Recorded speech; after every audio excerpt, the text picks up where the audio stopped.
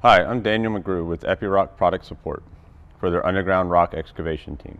Today on our E1C DH, I'll be showing you how to access your documentation, manuals, and schematics on the RCS 5 screen.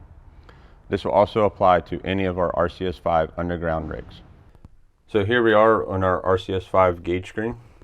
To access our documents, you would simply come down to your menu screen, hit your documentation, and then you come up to Open, File, and here's a list of the documents that is loaded on the machine already.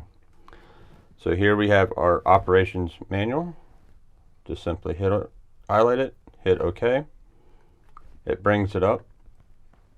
Now from this view, you can take your finger and scroll up through the pages, or you can hit the fit to page icon, and then you can see the whole page from there.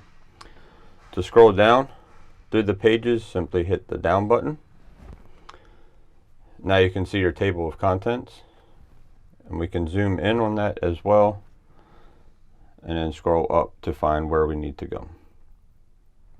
Thank you for watching, and for more information, please contact Epiroc dealer or a service center.